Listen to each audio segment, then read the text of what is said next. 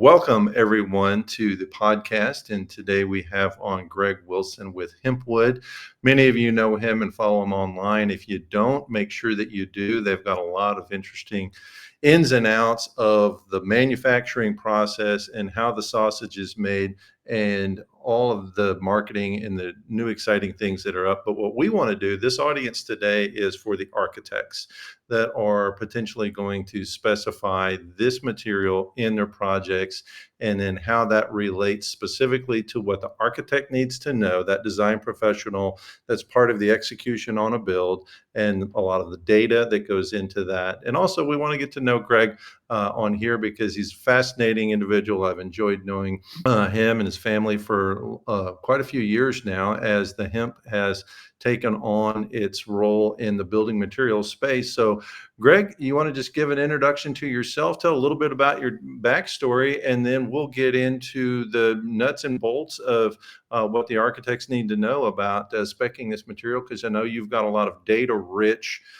aspects that are on the technical side of what people know. But tell us a little bit about your origin story and how you came into this, because I know it took you around the globe. Absolutely. Well, thank you for having me, and howdy, everybody. This is Greg Wilson coming in from Murray, Kentucky, coming in hot to tell you guys about how the sausage is made with natural ingredients to produce hemp wood, where we grow the hemp right here on our farms, and then we manufacture it ourselves and can ship it straight to your project. So the origin story of what we're doing essentially starts when I was a little kid. And in the old days, when my grandfather was young, you had to figure out how to take care of yourself. You didn't have the structures of society now. And so you hear the stories about grandpa being able to take his rifle to work and come home with a rabbit for dinner during the Great Depression. And that kind of flowed through to my dad and then to myself, showing that you got to be able to take care of yourself. If you can control all aspects of what you do in life, then you can set your own future. And that rolls in true with what I decided to do to work for myself, where I was going to college and I was going to be growing up and going into the family construction business, but I'm the middle child. So I decided to study engineering. I was studying Chinese at the time and ended up going over and working in some mills in China that were producing flooring, and trying to figure out how you could use something that grew faster than oak, but had the same attributes or better. And so we figured out how to densify bamboo, because bamboo grows in China inherently. And you could take it, you could break open the cell structure of it. You could reinforce the cell walls with an adhesive and then compress it together to densify it and turn it into a hardwood, but from a fast-growing plant fiber. So that's the premise of kind of what I worked on. We did pretty well with that stuff. Obviously, some bumps in the road, but it ended up getting pretty big. I had managed to get my name on some of the patents originally that came out for this. And it was essentially densifying a fast-growing plant fiber that sequesters carbon quicker than a slow-growing plant, because most plants on Earth, and I believe some of the algae and things like this, it all comes down to a math equation of the Fibonacci sequence of the carbon sequestration ratio of plants. And so to grow cellulose, you pull in carbon, you use sunlight, you use rain, but that carbon is pulled from the air at a rate equal to 1.6. So 1.6 units of carbon to grow 1 unit of cellulose. And that it varies a little bit depending on which study you read and things, but it turns out that's the golden ratio, or the Fibonacci sequence. So kind of coming up with this process, just ad hoc of, I saw some of my college professors working on this in the school, and then I saw a real life application in the mill where they were trying to densify bamboo because it was too soft to use, like trying to make a poplar floor. Then put two and two together, and all of a sudden here I am 23 years later on my fourth different raw material that we've commercialized, which is hempwood. And in this one, we came up with using natural adhesives because it's cheaper and easier to use petroleum-based adhesives, specifically formaldehyde. But the offset of that is that it off gases and can harm the people in the production, in the install, and inside of the dwelling. And so hooking up with the U.S. Forestry Department and the Department of Agriculture and the United Soybean Board, they'd been working on how to use soy adhesives to make plywood. And I said, well, if we're going to make hemp wood, and nobody's done this before, we can kind of write our own ticket and add in natural adhesives, which are a pain in the butt for us to use because it's just so different, and it's similar to having natural food versus processed. There's just parameters that you need to follow. And so the R&D on the soy-based adhesive is just as significant scientifically, maybe greater than the hemp, because the agronomy of growing hemp is difficult. Being able to put it into our process is different than the bamboo or the eucalyptus or the reclaimed oak, but it works, and using something natural to bond it together means that folks don't have the respiratory issues that me and the guys that were working on the bamboo got. And so kind of the whole life mission of getting something natural that's good for you and being able to move back to the United States and make something locally that we can grow, make, and sell kind of creates a full circle. Yeah, and that I wanted to hit pause on air as well because the narrative, if you lose it, you can skip past it, because one of the things that architects and engineers and builders are getting called upon is sustainable and healthy. And then HempWood ticks both of those boxes in spades. And I wanted to spend a little bit of time talking about the formaldehyde versus the soy-based, because that was not easy to accomplish. And then what that'll accomplish for that specification into a build project is the removal of those harmful elements. And then that's part of your backstory as well, because you can share some of the experiences that you've had just being around those types of chemical profiles, and then how that translates into what's being made. And then we can get a little bit more into that on the technical side as far as specification goes.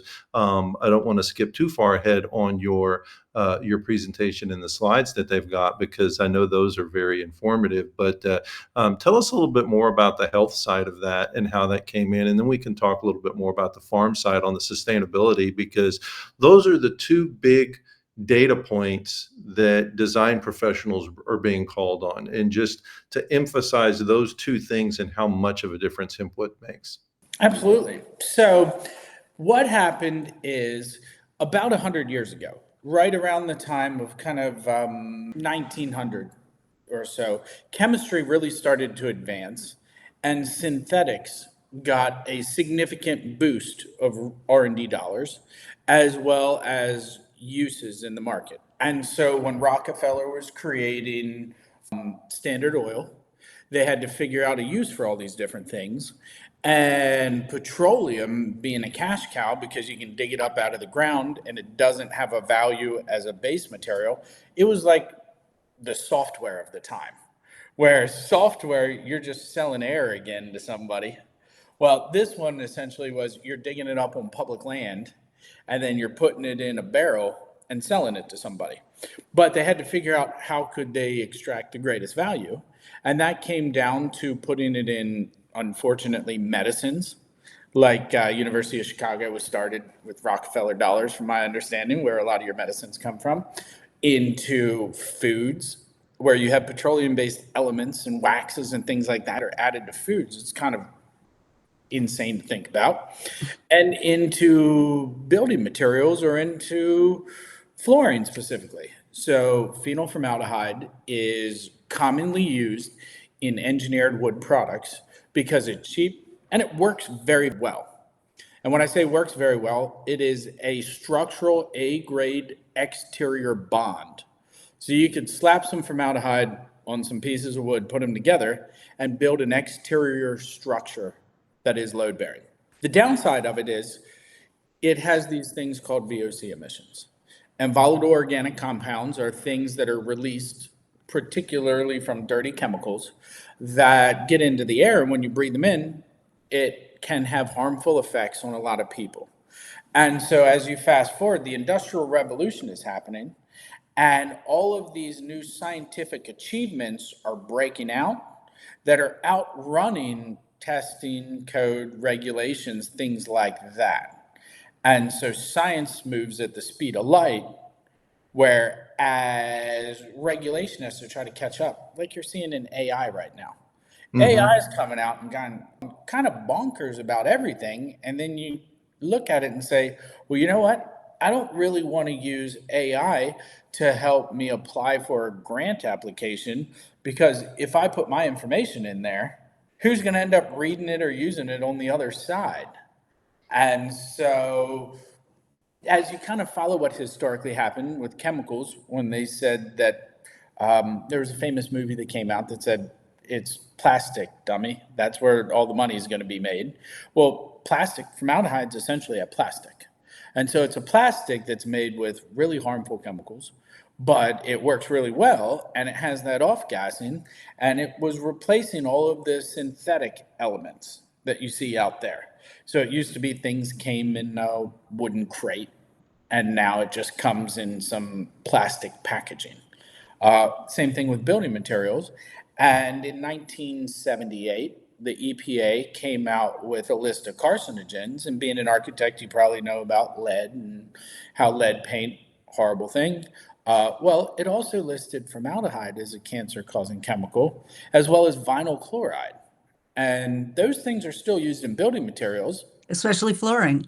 Significantly in flooring. Vinyl chloride, your vinyl flooring is all made from cancer-causing chemicals that were in that train wreck in East Palestine, Ohio in 2022 that they kind of swept under the rug. That was literally headed to a flooring mill to make LVP, luxury vinyl plank. So these chemicals that the EPA came out with saying, hey, these are your health effects, were used, and then people started looking at it saying, hey, the closer you are to the raw material of it, the larger effect it's going to have on you. An example is when we were doing bamboo flooring, most of the people that worked in the glue area now have respiratory problems. Like myself, I have problems going at elevation. I can't go scuba diving anymore. I've had some issues there. I can say that some of the co-founders of the bamboo stuff have the exact same issues going on. And then in the installation, it's an issue as well, because when you're hitting it with a chop saw and you got sawdust flying that's got formaldehyde in it, or things are heating up, the chemicals are a thermoset, so they're going to react to temperatures. And so when that chop saw is going through, or your table saw ripping it, you get greater off-gassing that occurs. That's why a lot of people in the shops have to wear those huge respirator masks. And then it gets put into somebody's house that doesn't really know that those things are coming. And so trying to figure out how you can remove that and get back to the natural, where hemp was used for rope and then nylon came out and hemp rope almost went away. Well, now that hemp's coming back, we got a chance to start again and say, you know what, bamboo worked, but it was sustainable, but it wasn't healthy because it had formaldehyde in it. And so why not fix that? And the other problem with bamboo was it was made overseas, when offshoring that started occurring in the United States in the 90s allowed a lot of these chemicals that were starting to get discontinued in use in the United States to make their way back into these building materials, because the flooring's being made in China by unknown hands that does not directly have an impact on somebody saying, hey, my neighbor works at the flooring mill and he's not doing too well. Like you can see a lot of these chemical plants that are out there that have higher cancer rates for folks that live within proximity of these different petroleum chemical plants. And so it shows you that it's happening. Now they just kind of offshored it and hid it because you can make bigger profits. And what we're trying to do is swim against the tide here and say, hey, you know what? If soy proteins are a viable replacement for using formaldehyde in our adhesives, why not do it? The answer is it costs more. And so if it costs more, we have to talk to you folks, the architects and the designers out there, saying, hey, you know what? Let's build better. Let's have a steak dinner instead of a McDonald's Big Mac. and talk about how you're using natural, healthy things inside of your home that'll last a lifetime instead of what some people call fast flooring, where vinyl flooring gets replaced every 10 years.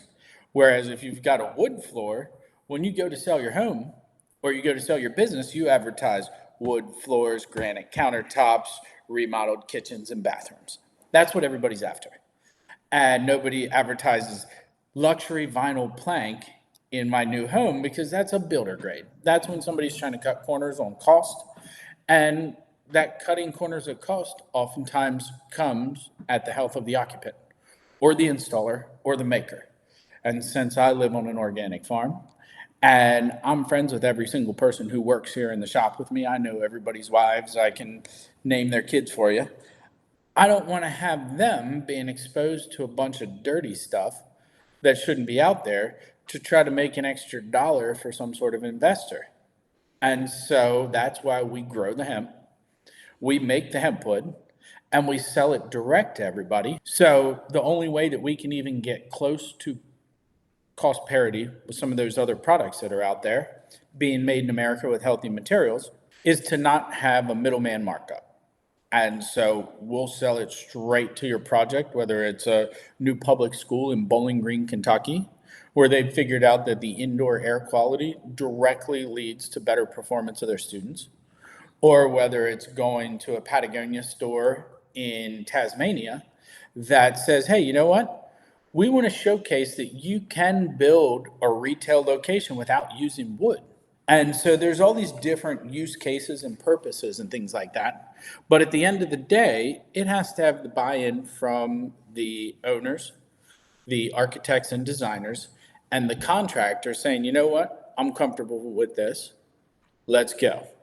And we alleviate some of that with our local jobs here. I do the install. I was installing a decorative wall at Murray State University until 9 o'clock last night. So I finished my farming in the morning. At this time of year when it's dark, I got to wear a headlight to go out and feed the cows and chickens and pigs in the morning, and then come into work for 10 hours and then go put some wall planks up at Murray State because they said, hey, Greg, we want to do this, but a lot of our other contractors are unsure about a new material. So I said, well, time to roll up my sleeves and get it done. And I think I've put in about 47 or 48 HempWood installs over the last 6 or 8 years. Some of them in our offices, some of them in my home, some of them in universities, schools, government buildings, all that stuff. But when somebody hesitates about using it because they say, hey, it's new, I say, we've done about 2 million square feet. And if you got a problem getting an installer, let me help you with that. Right. And I think that level of genuineness really resonates with your product across all sectors. Because I talk to a lot of people that are admiring from a distance, who have done business with you, and you're hard pressed to find somebody that says a bad word. And that comes from that total vertical and horizontal integration, some by necessity, some by lack of preference. And then, I operate in some things that that are, I'm young enough to do the work, but I'm old enough to know where the Advil is if the day gets too long. And so yeah, you've got a lot of pioneers and innovators in this industry who are doing those things like that, and that are out there for that genuine desire for good things in the marketplace. And so we talked a little bit about the health side of it, and then you data, and then you can touch on a little bit of the sustainability, because I know you've got some great agricultural programs in the agronomy. But then we can get in. I think you have some slides to share that were also at another conference that would be great for the technical side. So I'll let you draw some comments, and then you can jump into those. Absolutely. So I guess I can start with the premise that I live on an organic farm.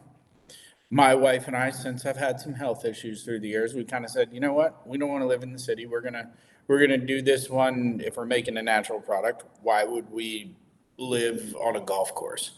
So 7 years ago, when we were moving to Kentucky, we lived in town the first year, or on the edge of town, and then one of our hemp growers said, hey, my brother has a farm, and it's been certified organic since the early 2000s.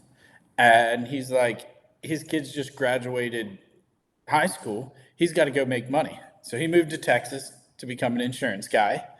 And I jumped onto this organic farm that was a working farm that has fruits and vegetables.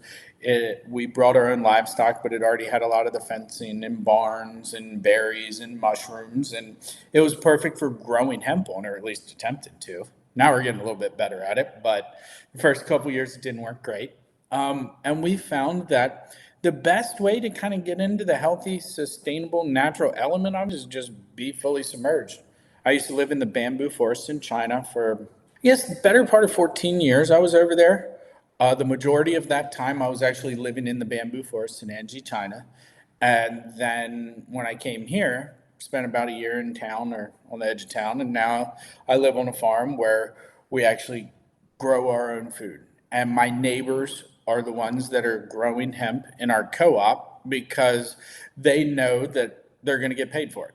It's a risky thing to try a new crop, but if you're sitting in the duck blind with your neighbor and he says, hey, you know what? We got the same deal for next year growing hemp that we did this year. You say yes, shake his hand. All of a sudden, you don't have to have crazy contracts drawn up by lawyers. It's just a neighbor saying, hey, if you grow this, I'll buy it from you. Let's hope it turns out all right. And that's how we've set up our premise of getting hemp grown here locally, because we tried to do the corporate structure before, and that doesn't work in middle America. When you're trying to turn nature into a material, you just have to do the work. There's no shortcuts. There's no lawyers needed. It's literally just, we're going to plant the seed and try to get enough time before big rain comes in and floods it out so it can get out of the ground.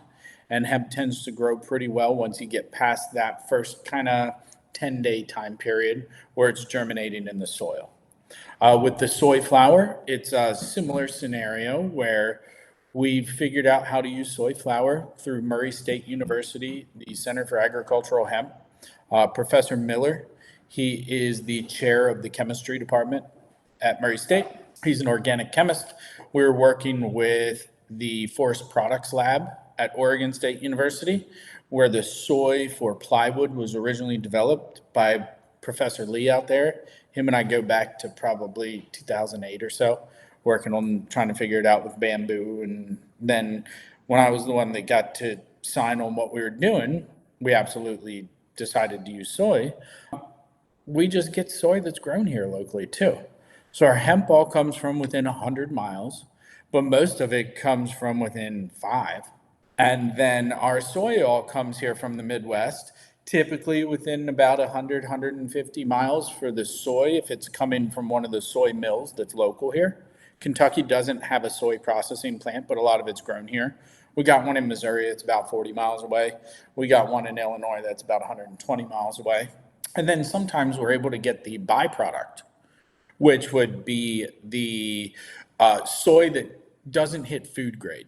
Maybe there's too many parts per million rat poop that got into it in storage, or it had some sort of contamination that occurs during the process. Like, hey, somebody didn't document the cleaning of this piece of equipment before the order went through, or they ran out of masks that day and somebody's beard hair might have fallen into it.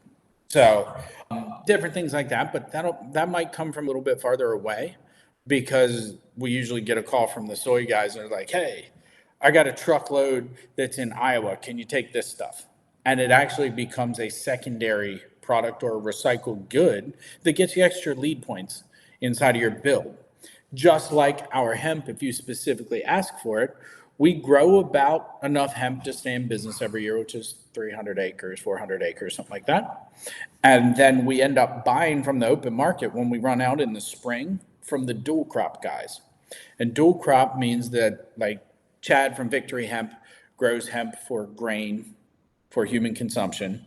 The stalks are left, and we always tell his farmers, hey, you got to get it out of your field anyways. You might as well cut it down just like wheat straw, bale it up, and if you stick it in a barn, I'll come calling in April or May with a check for you.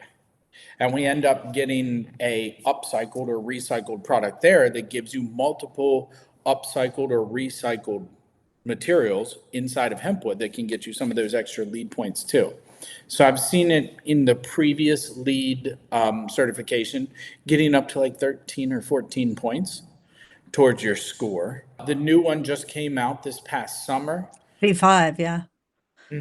And I need to get the exact numbers on what that gets you, but there's basically a checkbox for like a green calculator that comes out for each version that says, hey, this counts, this counts, this counts. The locally made element used to get you a point. I do not believe that's in the new one. So if you give us a call, I can directly work through with your green specifier or with your team what needs to go into these calculations to make it work. Yeah, and so that's the important thing, and the takeaway is that you can help with the calculation of those points. But for the design professional, what they need to know is they need to know enough about the agronomy and the process of how this is grown that you grow a dual crop. So there might be a farmer growing all for grain. They have no avenue for the herd or the fiber that they're producing. And then now something else can come into the manufacturing chain. But if you don't know questions to ask, then you'll never get the answers that you need. And so this is one of those things that we want to empower the architects and the engineers and the design professionals for when they need to hit those goals and hit those marks and score those points. They know the questions to ask, they know who to ask them, and then they know how to take that data and plug it back into the software package that's calculating all that for them. And then all of that's there for you.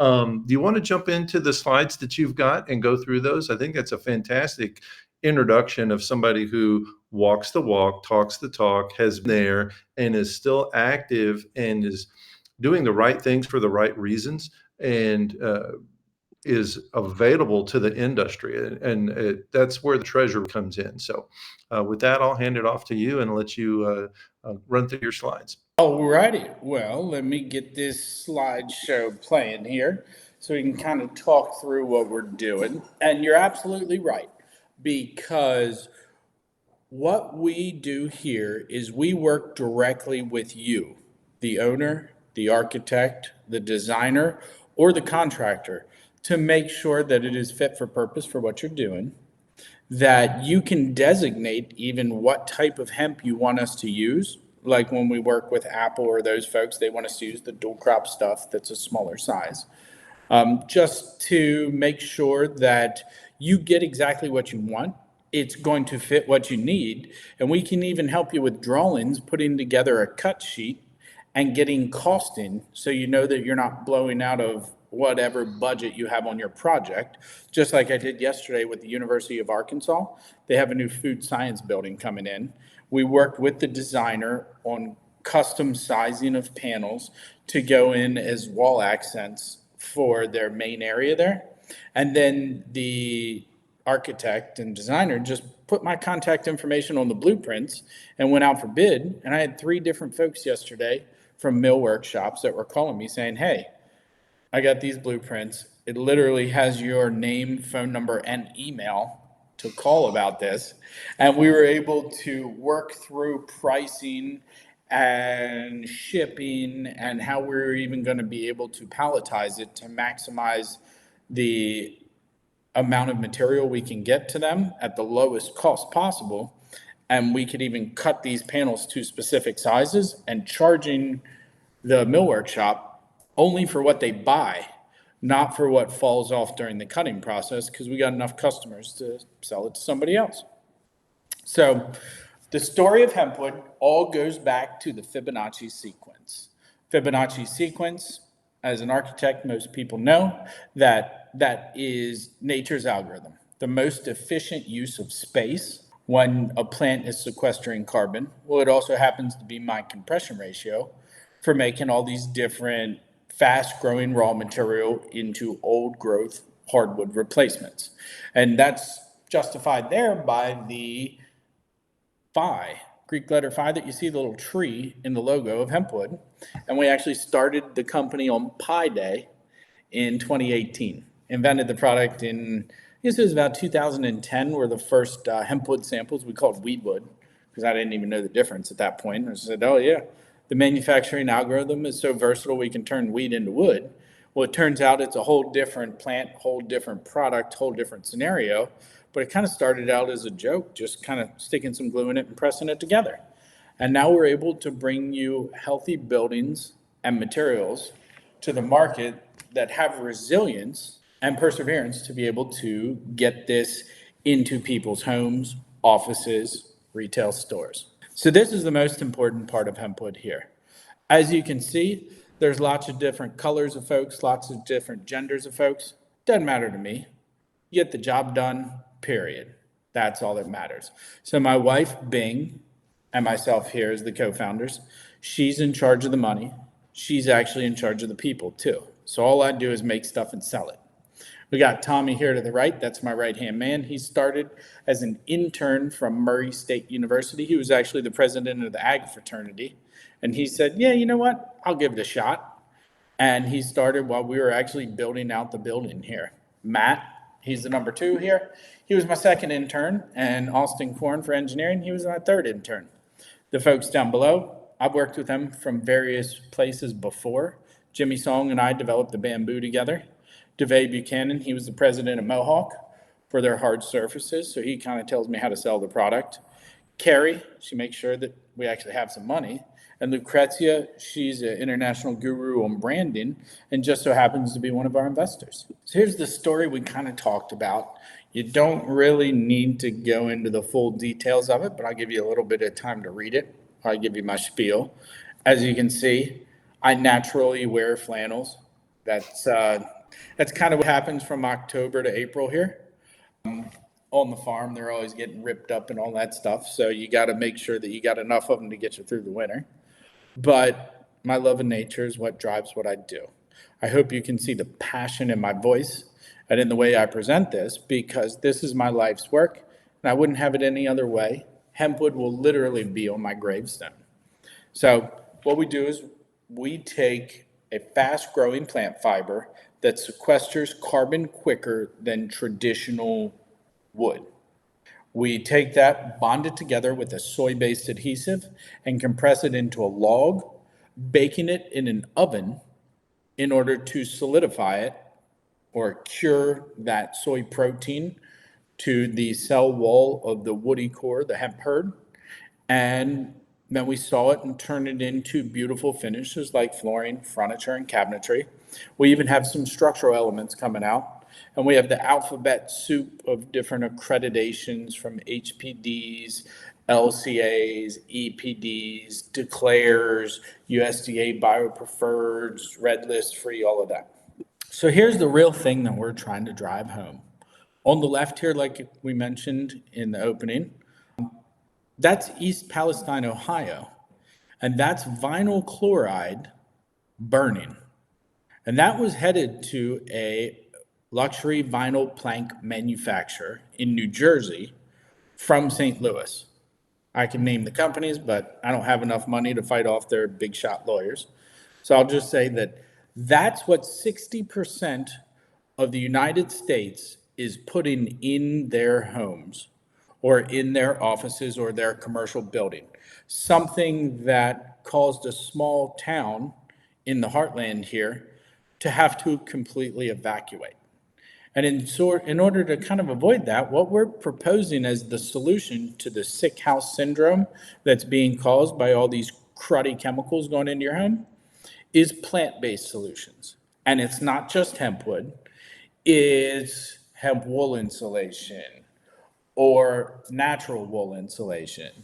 It's using wood paneling for walls that don't have any dirty chemicals in it instead of gypsum board or drywall. It's using Zero-VOC water-based paints instead of lead-based paints or oil-based paints. Because a lot of folks probably know that a lot of places you're not allowed to have a 1 gallon jug of oil-based paint anymore because of the VOC emissions that are coming out of it. And how do they get around that? They just sell you quarts. So you can still buy 4 quarts that are going to have the same emissions as a 1 gallon. That's kind of the corporate workaround, when the reality is you shouldn't be putting that shit in your house. So with our learning objectives here, the health benefits of hempwood, and what I want people to really take home here is that you can get low emitting material credits for your lead points where we have 0 VOCs. This improves your indoor air quality. When you have your improved indoor air quality, there's no VOCs, you got healthier air, and that improves your IAQ. Your IAQ directly relates to what people are feeling, what people are doing, and how you perform, whether it's in a school where attendance is improved, alertness is improved, and then all of a sudden your cognitive ability when you're breathing fresher air means that you might score a little bit better on your test, or you might come to school a little bit more often, and so you end up performing better.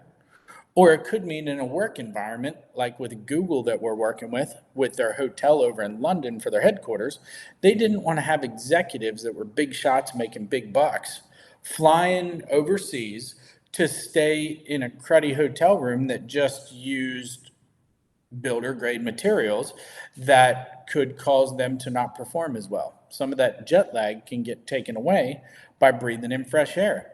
The casinos figured it out in the 1970s and 1980s by pumping oxygen into the casino. You're more alert, you're going to gamble more. Well, now the schools, universities, government buildings, tech offices are saying, hey, you know what? If we don't put cruddy materials inside of your building, inside of your office, inside of your classroom, inside of your home, then maybe people will perform a little bit better. And it directly relates to what's been kind of lied to us for so long, that lead paint and gasoline was known to be horrifically harmful to you, but yet it was still put in there because it kept that clicking sound that some of the motors had from using unleaded gasoline. Well, there's research that shows that we actually lost a whole percentage of our IQ in the United States from burning lead-based gasoline. If you don't believe me, Google it. You'll see all types of top-notch sources that show that people know this is happening. It's just more profitable to turn a blind eye to it. The next one, carbon negative manufacturing. So hemp absorbs significant CO2 during its growth, and that's because it grows so fast. So let's start with a baseline that says, being a math guy, if all plants generally sequester the same amount of carbon, and there are some variations here, but if they're going to sequester 1.6 tons of carbon per 1 ton of cellulose being grown, then it only makes sense that if the plant grows faster, it sequesters carbon quicker. That's the simplicity of it. It's not saying that hemp can sequester more carbon than corn or not, or anything like that. It's just saying that if we're replacing an old growth oak tree that takes 60 years to grow, hemp sequesters carbon 15 times faster than oak, which we're replacing. And hemp sequesters carbon 4 times faster than a plantation timber that's usually used for paper or OSB or plywood. And that would be your poplars, your eucalypts, your pines. So your softwoods that are plantation timbers growing 15 years to maturity, those are about 4 times slower in sequestering carbon, where your hardwoods are about 15 times. And so if we can grow this stuff in our own co-op with our own neighbors here in Kentucky and in the heartland, then we can say that we're able to count how much hemp was grown. We're literally able to document how much diesel was used in the planting of it, in the harvesting of it, and in the bringing it into our facility here. So we have a true carbon accounting that is done for our raw materials coming in. And because everything is locally grown and made, we can calculate all the different materials that are going into our manufacturing of flooring, furniture, and cabinetry. We can deduct the amount of carbon used in the production here, where we have thermal energy is created by our bioburner. That bioburner, we actually have 2 of them now. We just put in another 1 million BTU bioburner. We convert all our waste hemp, and it was solving 2 problems, essentially with 1 stone. The first problem is you're not allowed to dispose of hemp stalks, which is our primary material here, in the landfill You're not allowed to deposit them on another farm. And we're on a 3,500 acre farm where the factories are here. But we had already filled up every gully and every drainage and every ditch on the farm by the first harvest season that we were doing.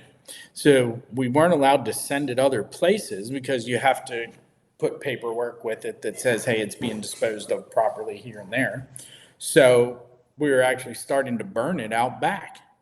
And our friends at the EPA showed up. They gave us a slap on the wrist. They came out and said, wow, Greg, we've never seen this before. So let's figure out a solution. And the solution is, why don't you have a biomass burner that will take this stuff, turn it into your energy, and it'll pay for itself?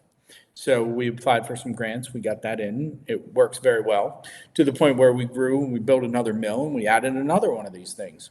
So we're turning all of our waste material, our hemp, with the soy-based adhesive. Since it's all plant-based, we can still burn that. Our backer for the flooring is Pure Bond plywood. Since that uses a soy-based adhesive, we can also grind that up and throw it into the bioburner too.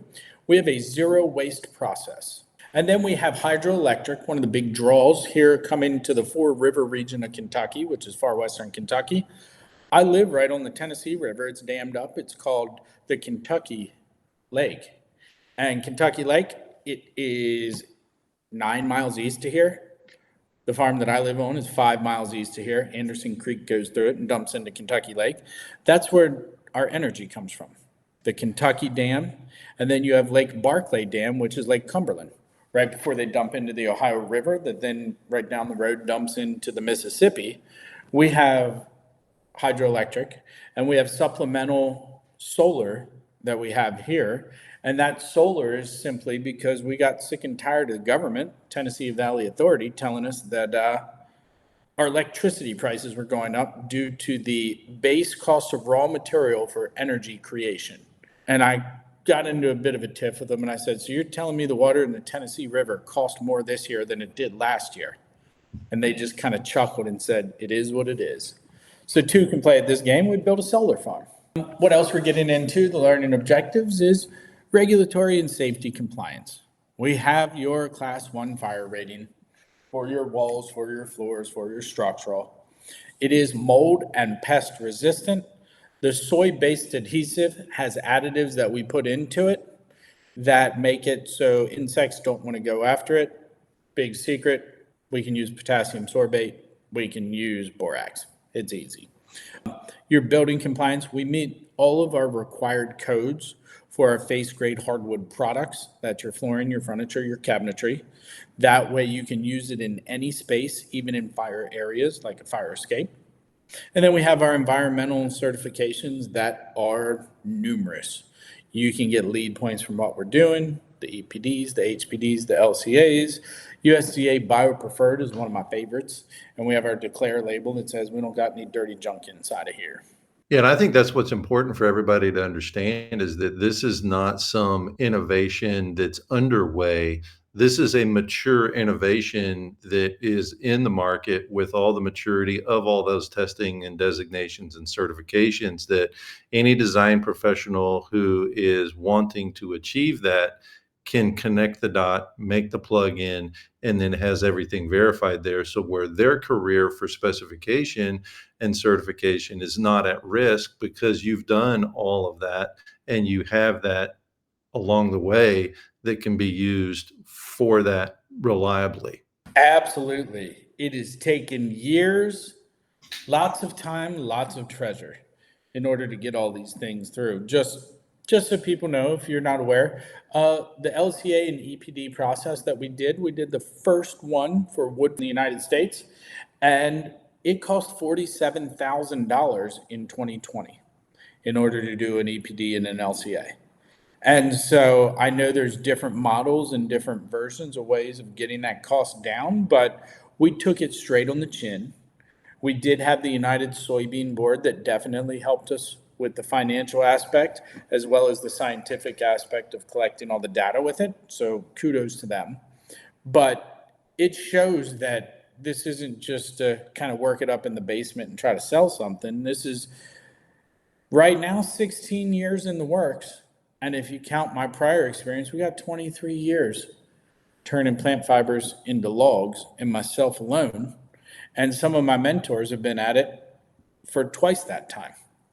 So, You've got a wealth of knowledge to pull from, and then it goes back to knowing the right questions to ask. And so, because I know a lot of environmental stewardship focus looks at bamboo, and then just with the renewable growth that it has, but then when you're shipping it or when you're putting it with a non-friendly ingredient, where if the design professionals know the questions to ask about, tell me about those certifications, comparing it one to the other, well, then now they have that language of the proper building material science that goes on to where proper comparisons can be made, and then claims that are outlandish can be quelled because there's actual real data behind it. 100%. We've got way too much science and data behind what we're doing for the size of our business. Now, luckily, we're growing pretty fast. We were the fastest growing manufacturer in the state of Kentucky for 3 years in a row. And we were named the Bluegrass Ag Tech, as well as the coolest thing made in Kentucky over the last few years. So it is definitely growing, but the foundation is stone built on bedrock because of all of these different qualifications, certifications, research and development, and the fact that I got my cell phone number on the website. You can just give me a holler and we can sort through whatever problems. I'm open and honest about everything. We have had 9 issues in HempWood to date, and I personally went and fixed 8 of them. And my friend Kate fixed the other one because she was already in California. And so when there's a problem, we just take care of it. That's the way it's supposed to be, not pointing fingers and doing whatever. It's saying, hey, you know what? We can learn from this.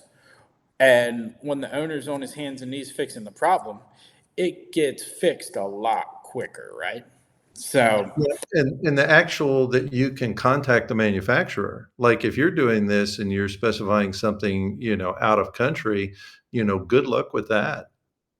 oh yeah, absolutely. I mean, I was installing flooring on Sunday up in Illinois at my buddy's place. He bought some hempwood flooring, and I have to regret to say that I'm going to lose my first fingernail in 3 years after hitting myself with a 3-pound hammer.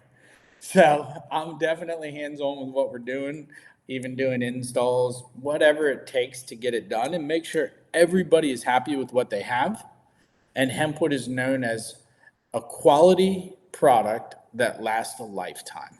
So exploring the different pathways of how you can integrate natural low-impact materials into modern construction is our flagship product, is the hempwood flooring. It installs the exact same as engineered hardwood. So if you can go and buy oak flooring from your local shop, ours is the exact same. Tongue and groove, nail down, glue down. It installs directly the same. And I made sure it was that way by putting down hundreds of hours worth of flooring myself. Then the cross-laminated hemp, this is something we've been getting into pretty significantly over the last probably a year and a half, 2 years. We developed it a while ago. It's called Cross Core. It's a panel. We use it a lot for decorative finishes like the desk I'm sitting at now, stair treads, mantelpieces, all different types of elements, countertops, just lots of architectural millworks. This is what architects and designers love because it's different than anything else that's out there. And so they're using it anywhere from making decorative, let's say, wall finishes or decorative stair treads, spiral staircases, lots of different unique elements, displays in retail stores, to somebody that's just taking this and saying, hey, you know what? I want to make speakers out of it. And I want to have something because the density is so high. The acoustical values of hempwood amplify sound. So the guitarists, the drummers, the speaker makers, the amp makers, those folks love it too. It's just a very versatile, stable product that's made the same way as cross-laminated timber. We just make it as cross-laminated hemp. And then our newest thing that we're working on, and the biggest thorn in my side right now, is the OHB, the Oriented Hemp Board, to replace OSB. This stuff, we invented it about 10 years ago, filed some patents on it. They've been approved in the US, Europe, Canada, Australia. It is getting out there. We have made some of it. It's still fairly expensive. We're just figuring out how we can try to scale it up. I know there's a couple other folks that are infringing on our intellectual property and copying what we're doing, and we kind of tell them to stop being copycats, is a nice word to say. And they try to mumble about how it's not quite the same and it's a little different. But the reality is, this stuff is not at price parity yet. So if you have a specialty project that you want to work on that requires a structural panel, such as making SIPs, such as some sort of interior furniture application, some sort of just OSB replacement where price is not the primary concern, we're your guy. As we continue to scale it up, we should have next year, we're working on a mill right now to be able to produce 250,000 sheets a year. We'll see how well that goes. My gut tells me it'll get delayed by a little bit, but we're making it. We're sending it to different folks. They're building eco homes. They're building tiny homes. There's a bunch of different APA certifications that have to go on it. And we're working through all those, but it is fit for purpose. It does have structural load bearing capabilities for being OSB level 2 currently, and we do have the test results for that. We're trying to get to level 3, but this would be eventually, right now, your vertical walls, and we're trying to get it to be sub-roof, sub-floor elements. So those are kind of, from the left, the flooring, what we do, the middle, the furniture, that's the prettiest girl at the dance right now. And then on the right, the OHB, that's the future of getting into structural elements. And quite honestly, it keeps me up at night because technically I know we can make it work. I just don't know what the cost is going to pan out to be. Well, and the fact that you are cognizant of that, and then you know that it needs to get close to parity, or else it won't be adopted. And so there's a lot of, I know there's been some high profile projects that you've done where, they can be the early adopter. They can spend a little bit more to have it be that, whether it's a school, a government building, something like that, where those objectives are important and they're willing to spend money on that. But when you're engaged, you know that you need to perform in the marketplace and you participate in that conversation quite well. So I think that's something that the industry has in their favor as these products make their way in, is you're not delusional that you can compete without being competitive. Absolutely true. The answer to becoming more competitive is AI and robotics. So we are working on these significantly, reducing our cost by 15%, doubling our output every year. We're in our 7th year of that. And Nice. so because the largest cost to what we do is human labor, you have to figure out how to get more output per man hour. And that means you've got feeders, you've got catchers, you've got automation, you've got co-locating facilities, all those different things. And then you have to value engineer products to fit different markets. Maybe residential doesn't need the big, bulky, commercial grade flooring. And so we're working on a thinner flooring product that is better for residential use because it's only a 1/2 inch instead of 5/8 of an inch. It matches up directly to tile, so you don't have to have thresholds. And you can actually ship it a little bit more cost efficient. We can make it a little bit more cost efficient. So that one's coming out. That'll be out in 2026. If you can save $1 on the material and you can save 20 cents on the shipping, and then you can save a couple $100 on the total job install by not having to have T-molds and thresholds at every different surface that you butt up against. At the end of the day, that could end up saving your average 2,200 square foot home that ends up doing about 1,200 feet of hardwood or hempwood in it. You could end up saving, let's say, over $2,000 on that project by being 1/8 of an inch thinner. So value engineering it from all perspectives. Our customer story, besides my team, this is my favorite because you can see that the Hubbard's on the left, that's a retired doctor building his forever home in Austin. And he said, you know what? I know what's in all these different materials that are coming in here, and I don't want to be a part of that, at least not in my home that I'm going to retire in, and my grandkids are going to come and play in. So he put in HempWood flooring and Zero-VOC paints and the different filtration systems for the air. You've got Greenwood High School. That was our first school project 3 years ago.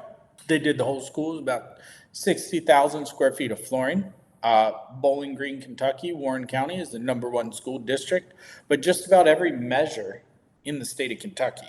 So it makes us quite proud that we can say, hey, this stuff is grown by Kentuckians, it's made by Kentuckians, and it's sold right into our public school system here, where it's improving the indoor air quality for these students. The next one, we were on HGTV, and it was bittersweet.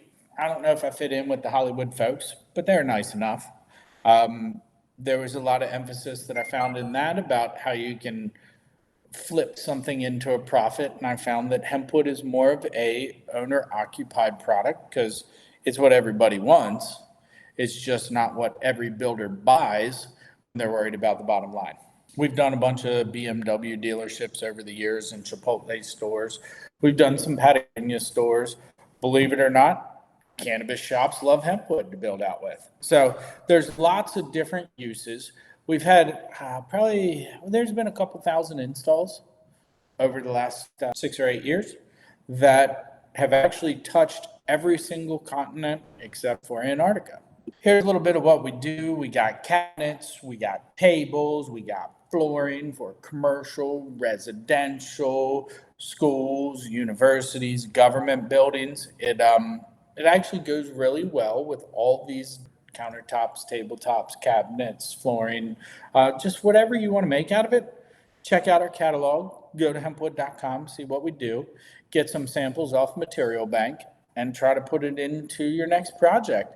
You can literally look up my cell phone and give me a call and ask me if you think it's a good idea.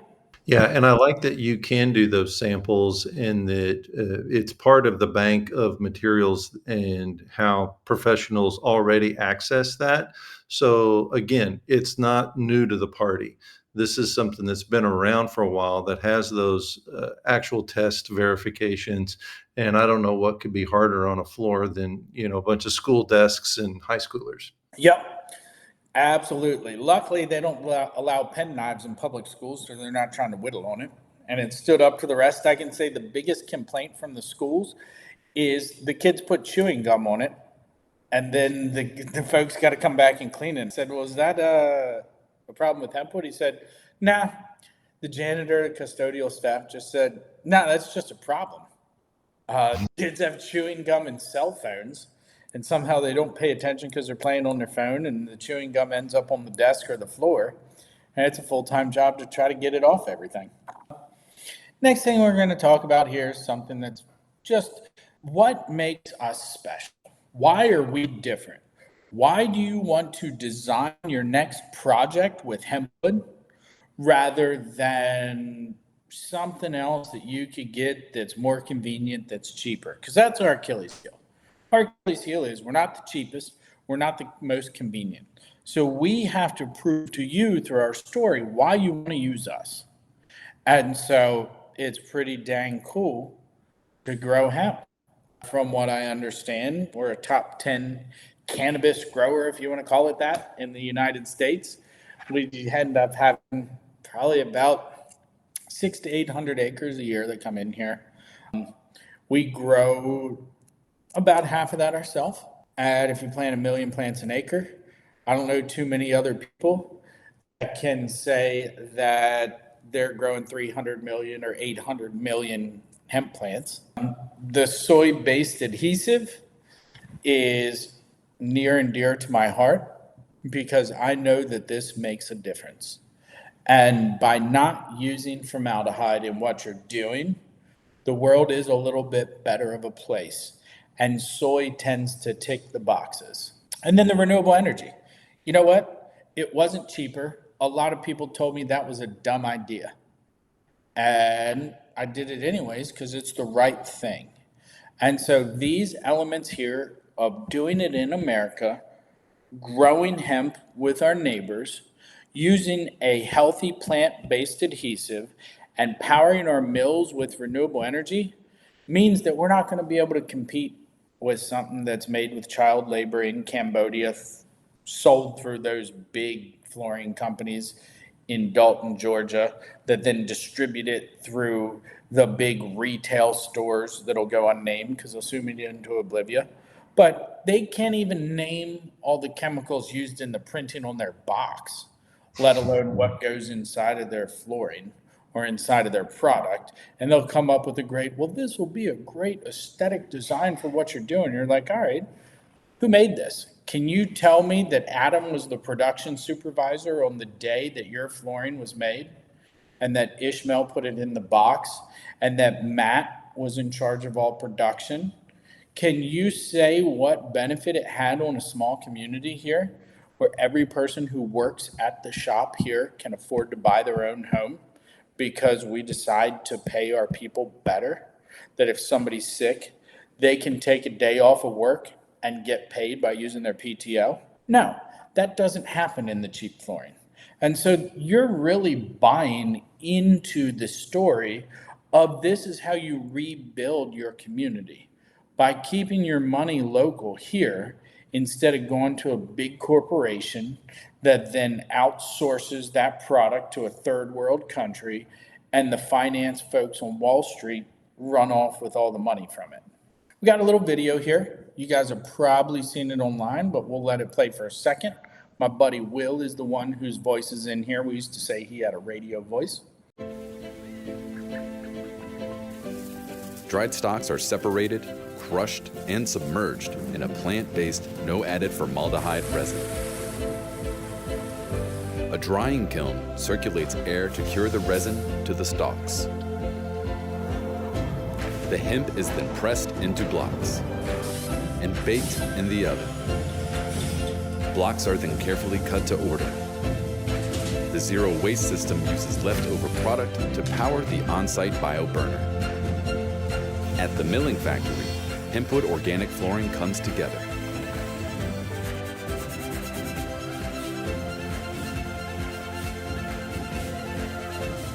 Each piece is then boxed by hand and shipped to customers around the world. See how HempWood can improve your healthy living space. Visit hempwood.com today. And so that kind of ends it here, but this shows, this document is as of September of 2025. So the numbers have gone up a little bit, but we'd had about 6,800 tons of carbon stored for a 100-year period because we make a 100-year floor. We employ about 24 folks here, and it's got a little over times 2 with our indirect impact on the local community. Right now, we're approaching about 2 million square feet of flooring sold. So you can see we're running at, 50, 80,000 square feet a month sometimes. And we have a carbon negative zero waste process that uses our waste as our energy. All of our flooring that does not meet spec gets run back through the line, set on a yellow pallet, and we run it back through at 4.5 inches wide instead of 5. And that gets turned into a character grade. Or if it has defect spots, we'll actually cut out samples that get sampled to our customers. And we do have a return program for the samples or material at end of life. And then if it doesn't make the cut on an 8-inch piece, we cut it down into 4-inch pieces, and those are handed out at trade shows. So there's virtually no waste from our production process. It only has waste for incoming packaging and from when people pack a lunch to come in here. We're the fastest growing manufacturer in the state of Kentucky for 3 years in a row. Coolest thing made in Kentucky, 2 patents and 4 trademarks. And our end result is healthier homes and living spaces for you. Excellent mic drop. And then if architects want to have a similar mic drop when they are putting this into their design plans, do you come in as a resource and a tool that can be part of their documentation part of their program to where the story that's going to get told. I know I've told your story 100 times at least and handed out all the samples that you give me. It's a fabulous story. It's very heartwarming. It's very compelling. And then I just want people to know how much of a resource you are. Can you unpack some of those engagements that you've had? Maybe pick an example of somebody who specified this that really needed that extra help, and then you were there and made that connection, told that story, backed it up with data. Unpack that process a little bit of what somebody can expect. Yeah, absolutely. So one of the funniest, craziest stories that I like to tell about this, and there's quite a bit of them, from when I was out visiting Gene in Montana, and then I got bucked off a horse afterwards and cracked my ribs, to one of my favorites is you can just give me a call. From 6 a.m. to 10 p.m., I'm going to be on the farm or the factory. Give me a holler and I can work through the process with you. Just like our buddy out in Kansas.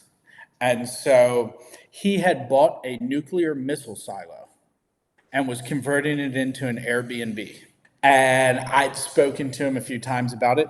Ad Atlas is where you can find him on Instagram. He is definitely on Airbnb. It's really cool. I've stayed there. But he called and said, hey, we're taking the past and building the future, Greg, and I want you to be involved. I've won this contest. And this contest says that I have to document this missile silo turning into one of the 100 coolest Airbnbs being built that year. And he said, if we're documenting this thing, I want to buy your floor. It's not the cheapest thing, but I really want to use it. And so I'm going to need you to deliver it. And if you do that and I can film you delivering this stuff and helping me bring it down and get it installed, he's like, then I'll pay right now. And that was going to be my first profitable month in the business ever. That would have been May of 2023. So I said, absolutely, I'm in, without even looking up how far it was going to go and what it was going to do and everything. So Wilson, Kansas is about 10-hour drive from me. I've learned that now. He needed me to be there during the appropriate light hours at the time in the summer. So they wanted me to arrive somewhere between 2 and 4 p.m. to be able to do this. And so we made the floor. He placed the order, made the floor.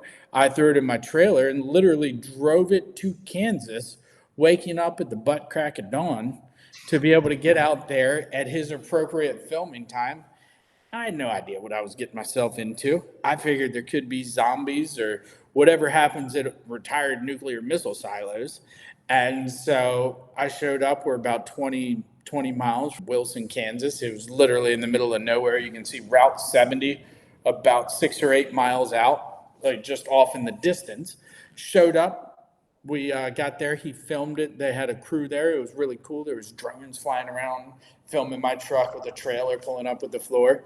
And then I got a little suspicious that what he really wanted was help with somebody carrying that stuff down like 6 flights of stairs, because we're hundreds of feet down below ground at the base of it, but where he was building these Airbnbs, and he did 2 of them. Each one was about over 2,000 square feet, where he did the launch pad and then he did the backup room, I guess, where the staff would live in case it went back in the 50s.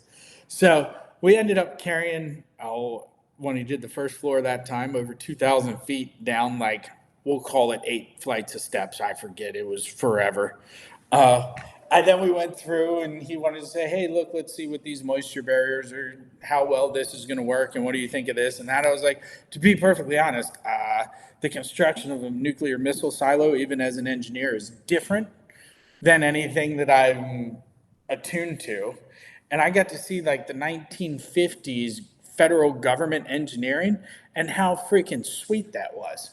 So it became awesome for me with getting to meet a customer that's got a quirky, wild, cool idea and story that we're able to sell the product in there. It's advertised all over the internet now.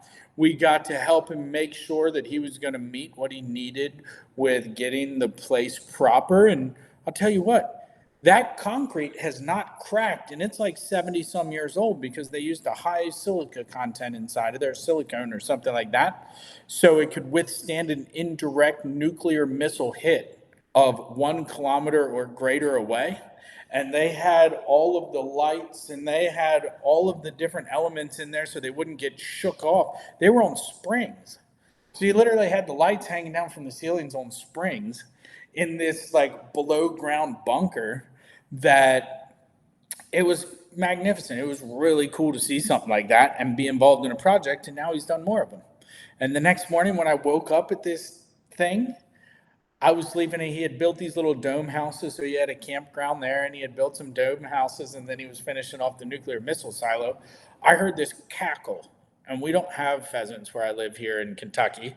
And I figured this was Armageddon coming, and I just had to get ready to take it on, like make sure my life was as expensive as possible for whoever's coming to take it. And so I like start looking out the window and I'm getting ready to just throw down.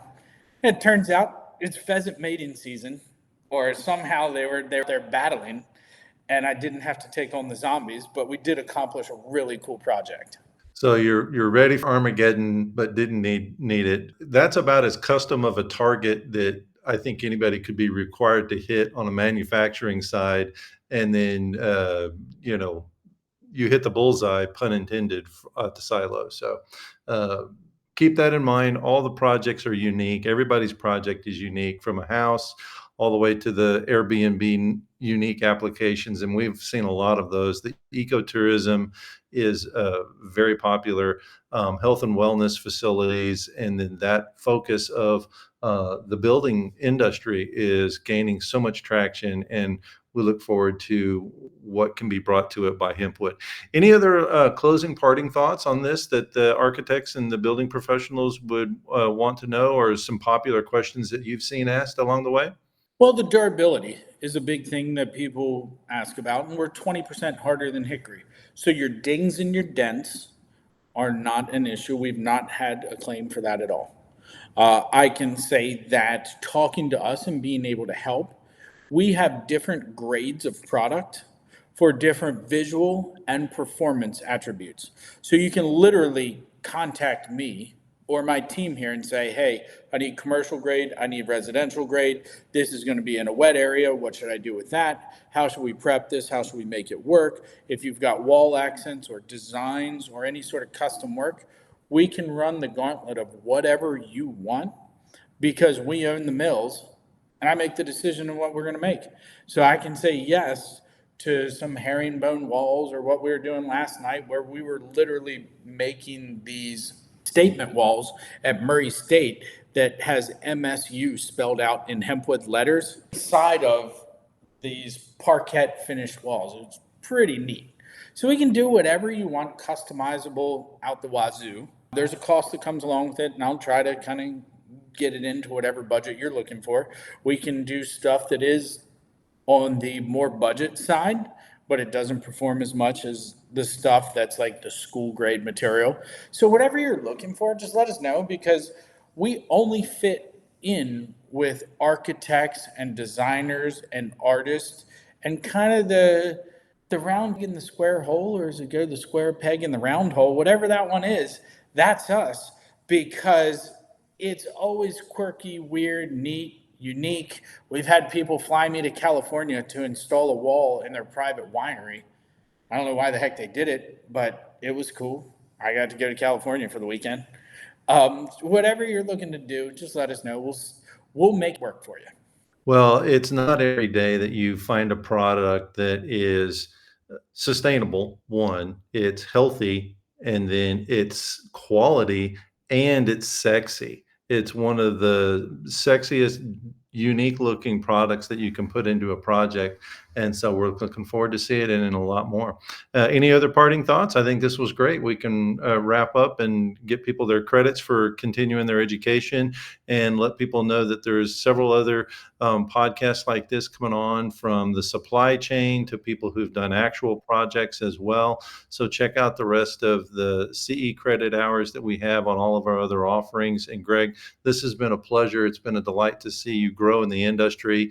And I'm glad to call you a friend and be able to call and shoot anytime we need to. And so solved a lot of problems along the way, and are just cheering for the industry at large. And I think you're a good representation of the leadership that's in that industry at the moment. Greg, you also have a sample that people can get. And I think that I've seen this at trade shows. We had them with US Hemp Building Association. We showed them off, at various things, and they have a QR code on the back. So it's almost like a little business card that can fit in your pocket with a sample. But so if folks need those, they can basically get that nice little sample kit that was shown in the video, and super cool. Expand Absolutely. from there. The sample kits that we do, you can get them off the website. If you don't want to talk to us, you can just click order. We'll ship it the next day.